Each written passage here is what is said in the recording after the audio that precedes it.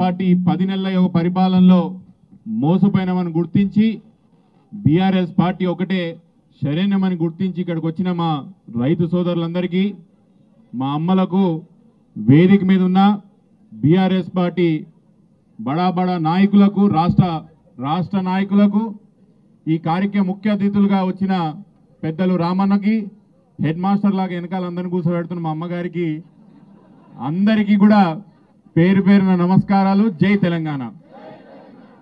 ఇప్పుడే అక్కడ జంగన్న చెప్తున్నాడు, కాంగ్రెస్ పార్టీకి ఓట్లేసి మనం అందరం మోసపోయినాం ఈ ప్రాంతంలో అంటున్నారు. అన్న అదంతా కాదు, ఈడ కాంగ్రెస్ పార్టీకి పెద్ద బలం లేదు. ఈడ పోయిన జరిగిన ఎన్నికల్లో ఈడ తుక్కుగూడ సభలో రాహుల్ గాంధీ వచ్చి ఓట్లు వేయమని చెప్పిండు. పెద్దలు సోనియా గాంధీ గారు కూడా వచ్చి కాంగ్రెస్ పార్టీకి ఓట్లు వేయమని చెప్పారు. రేవంత్ రెడ్డి గారైతే కాళ్ళకు చక్రాలు కట్టుకొని మన మహేశ్వరంలో తిరిగినా కూడా వాళ్ళ క్యాండిడేట్కి 3వ స్థానం వచ్చినది.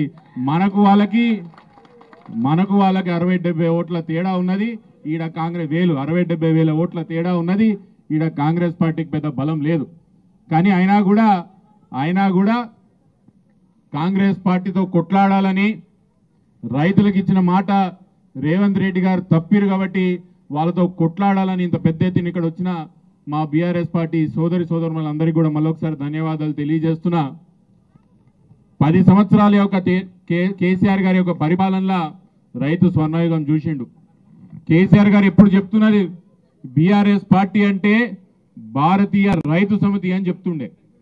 భారతీయ రైతు సమితి అని బీఆర్ఎస్ పార్టీ 10 సంవత్సరాల్లో స్వతంత్ర భారతదేశంలో ఎప్పుడు చూడని ఒక స్కీమ్స్ అన్ని అమలు చేసి రైతుని రాజు చేసిన ఘనత ఈరోజు కేసీఆర్ గారికి దక్కుతుంది. ఆ రోజు ఒకసారి ఆలోచన చేయాల. రైతు సొంత కాళ్ళ మీద నిల్చొని రారాజుగా బతుకున్న రైతుని ఈరోజు రేవంత్ రెడ్డి గారి యొక్క పరిపాలనలో రైతు సొంత కాళ్ళ మీద కూడా నిల్చోలేని యొక్క దుస్థితికి వచ్చింది.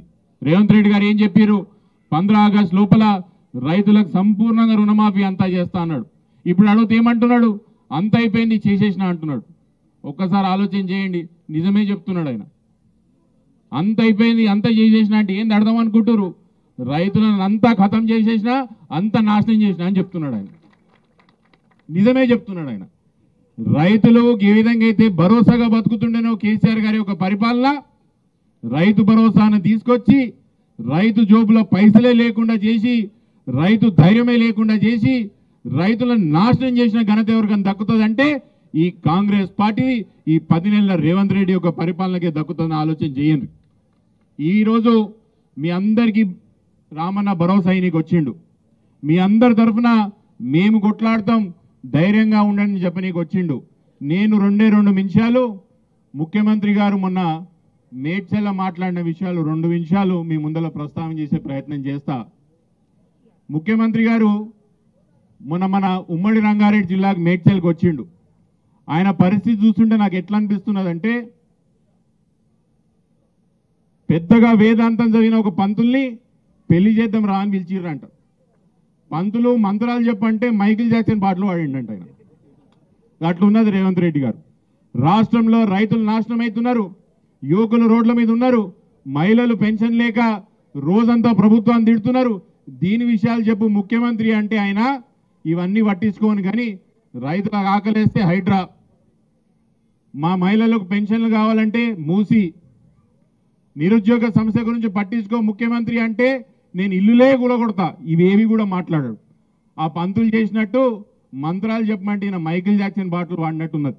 ఏం చెప్పిండు ఆయన, బడా బడా ఫామ్ హౌస్ల యొక్క డ్రైనేజ్ అంతా కూడా హిమాయత్ సార్ గండిపేటలో పోతున్నది, హైదరాబాద్లో ఉన్న ప్రజలు ఆ గలీజ్ నీళ్ళు తాగాలని అడుగుతున్నారు. మాజీ ముఖ్యమంత్రి కేసీఆర్ గారేమో ఏ వాగు ఎక్కడ పోతున్నది, ఏ నది ఎక్కడ వాడుతున్నది, ఏ చెరువు ఎక్కడ పోతున్నది అని సంపూర్ణ అవగాహన ఉండేది మాజీ ముఖ్యమంత్రి కేసీఆర్ గారికి. అయితే మన దరిద్రం ఈ ముఖ్యమంత్రికి ఎవరి ఫామ్ హౌస్లు, ఎవరి డ్రైనేజీలు, ఏ చెరువులోకి పోతున్నాయి అని అవగాహన ఉన్న ముఖ్యమంత్రి ఈయన. గంత తేడా ఉన్నది ఆ ముఖ్యమంత్రికి ఈ ముఖ్యమంత్రి గారికి బహుశా అవగాహన లేనట్టున్నది.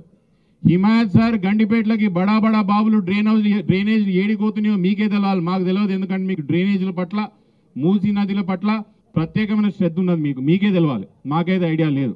కానీ మీకు ఇంకో విషయం చెప్తా, 111 జియోలు ఉన్న 120 ఊర్లు 5 లక్షలు ఉన్న జనాభా డ్రైనేజ్ ఇన్ని సంవత్సరాలు ఏడిపోతున్నది తెలుసా అని అడుగుతున్నా నేను. ఇన్ని సంవత్సరాలు 111 జియోలో ఉన్న ఊర్ల యొక్క డ్రైనేజ్ కానీ వృద్ధాలే కానీ అవే హిమాయత్ సార్ గండిపేటలకు పోతున్నాయి. ఈ విషయం కేసీఆర్ గారికి బరాబర్ తెలుసు. అందుకే 111 జియో తీసేయాలా, ఈ ప్రాంతం జోనింగ్ చేసి ఆ ప్రాంతంలో ఉన్న డ్రైనేజ్ అంతా క్రమబద్ధీకరణ చేయాలని చెప్పి కేసీఆర్ గారు అంటే మీరేం చేస్తున్నారంటున్నా. ఒకటే తెలుస్తుంది ముఖ్యమంత్రి గారికి, కొత్తగా నేర్చిరు ఇప్పుడు సబితమ్మ నీ 3 కొడుకులకి 3 ఫామ్ హౌస్లు ఉన్నాయి, దాని సంగతి ఏందని అడుగుతున్నాడు. పొద్దుగాల మా అమ్మ లేచి నాకు అడుగుతున్నది, అరే 3 ఫామ్ హౌస్లు ఎడగట్టినవరా అని నాకు అడుగుతున్నది. నేను చెప్పిన మా అమ్మ నాకు తెలియదు, బహుశా ముఖ్యమంత్రి గారు నా కోసం 3 ఫామ్ హౌస్లు కట్టి గిఫ్టీనికి తయారు పెట్టిండేమో అనుకుంటున్నా. ముఖ్యమంత్రి గారు నాకున్న ఒకటే ఒక్క కొత్తిల్లు, అది మినహాయించి 3 గెస్ట్ హౌస్లు 3 ఫామ్ హౌస్లు ఏడున్నాయో మీరే గుర్తించుకోండి, దాన్ని మీరే కూలగొట్టండి అంట. ఇంకో గమ్మత్ విషయం ఉంటుంది ఈయనది. పాతకాలంలో వెనకటికి ఒకరికి ఇట్లనే పెద్ద మనిషిని ఒక పంచాయతీ చెప్తురా అని రచ్చబండ పిలిచిరంట. రచ్చబండ మీద కూర్చోగానే ఈ పెద్ద మనిషి చెప్పిండంట, ఇక మీరు అందరు దోతిలు ఇప్పుండ్రు అన్నాడంట. అరే నువ్వు పంచాయతీ చెప్పని నేనెందుకు దోతిలు ఇప్పాలని అడిగితే, నాకు మస్తు ఎండ కొడుతున్నది, మీ దోతిలు ఇప్పి షామియానా కట్టుండి అన్నాడంట. మళ్ళీ ఈ పెద్ద మనిషి కూడా దోతి ఉన్నది కదా, ఈయన ఇప్పొచ్చు కదా. ఊరి మీద దోతిలు కావాలి నాకు, నా దోతి మాత్రం పనికిరాదు.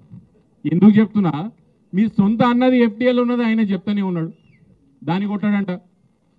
మూసీ పరివాహక ప్రాంతంలో వాళ్ళ మంత్రి జూపల్లి కృష్ణరావు గారు ఇల్లు ఉన్నది, మార్కింగ్ వేసిర్రు ఆయన ఇంటికి. మొన్న చెప్తున్నారు జవహర్ నగర్లో అందరికీ 150 గజాలు ఇచ్చి మంచిగా ఇందిరం ఇల్లు కట్టిస్తా అని. మీ మంత్రి గారిని తీసుకుపోయి జవహర్ నగర్ చెత్తల పెద్ద కుప్పల పైన కూర్చోబెట్టి డబుల్ బెడ్రూమ్ హౌస్ కట్టియాని. మీకు కనిపించాయి, మీ మంత్రుల ఫామ్ హౌస్లు కనిపించాయి. మీ సొంత అన్నది అక్రమ కట్టడం అని మీ అన్న ఒప్పుకున్న గది కనిపించది. మీ సొంత మంత్రి గారిది మూసీ పరివాహక ప్రాంతంలో ఉన్నది, దాని గురించి మాత్రం మీకు కనపడదు. ఏం చెప్తారు, నేను అన్ని కొట్టుకుంటూ పోతా. లాస్ట్కి ముఖ్యమంత్రి ఏమంటున్నాడు, ఎవరు అడ్డం వచ్చినా ఎవరు నిలబడ్డా ఈ రోజు కాకపోయినా రేపైనా కొట్టుడు మాత్రం గ్యారంటీ అని చెప్తున్నాడు, కూలగొట్టుడు మాత్రం గ్యారంటీ అని చెప్తున్నాడు. ఒకటే ఒక విషయం చెప్తా, అమ్మ మైక్ కొడుతున్నారు. ముఖ్యమంత్రి గారు అధికారంలోకి వచ్చిన 10 నెలల్లో ఇది కొడతా అది కొడతా ఇది కూలగొడతా ఏదైనా కడతా అని చెప్తున్నాడా అని అడుగుతున్నారు. ఇప్పుడు ఏంది, మీ మున్సిపల్ డిపార్ట్మెంట్ కూలగొట్టుడే, మీ రెవెన్యూ డిపార్ట్మెంట్ కూలగొట్టుడే, మీ హెచ్ఎండ్డబ్ల్యూఎస్, మీ ఇరిగేషను, ఆఖరికి హైదరాబాద్లో కొట్టుడే, రంగారెడ్డిలో కొట్టుడే, మహబూబ్నగర్లో కొట్టుడే, ఆఖరికి ఏజెన్సీ ప్రాంతాలైన వరంగల్ ఆదిలాబాద్ ప్రాంతంలో కూడా నీ ప్రభుత్వం కూలగొట్టుడే పని పెట్టింది, కట్టుడు మాత్రం పని పెట్టలే. కేసీఆర్ గారు ఏం చేశారు, కాళేశ్వరం కట్టిండు కేసీఆర్ గారు. కాళేశ్వరం కట్టి ఈ ముఖ్యమంత్రి గారు ఏం ఆలోచన చేస్తున్నారంటే, ఎట్లా నేను కట్టుడు అయితే లేదు, ఈ కాళేశ్వరం కూడా ఏదో వరద బిడద వస్తే కొట్టుకుపోతే మంచిగా ఉండని ఈయన ఆలోచన చేస్తున్నాడు. ఒక్క విషయం ఆలోచన చేయండి, ముఖ్యమంత్రి గారికి కందుకూరు మండల్ కేంద్రంగా నేను సవాల్ ఇచ్చి చెప్తున్నాను, నిజంగా మీకు దమ్ము ధైర్యం ఉంటే వాళ్ళ ఇల్లు కొంప కొల్లేరు చేసి ఇంకోరు ఇల్లు కొట్టకుండా నిజంగా నీకు దమ్ము ధైర్యం ఉంటే లక్షలాది మందికి ఉపాధి ఇచ్చే ఫార్మాసిటీ కట్టు. కేసీఆర్ గారు చెప్పిండ్రు మనకు మెట్రో శాంక్షన్ చేసి ఎయిర్పోర్ట్కి వెళ్ళి, నిజంగా నీకు దమ్ముంటే ఫార్మాసిటీకి కందుకూరుకి మెట్రో తీసుకొచ్చి కట్టు. నిజంగా నీకు దమ్ముంటే ఆ రోజు కందుకూరుకి 200 పడకల మెడికల్ కాలేజ్ మనం ఆ రోజు శాంక్షన్ తీసుకొచ్చినాం. నిజంగా రేవంత్ రెడ్డి గారికి నీకు దమ్ముంటే అది ఇది వాటి కూలగొట్టుడు కాదు, అది గట్టని చెప్తున్నా.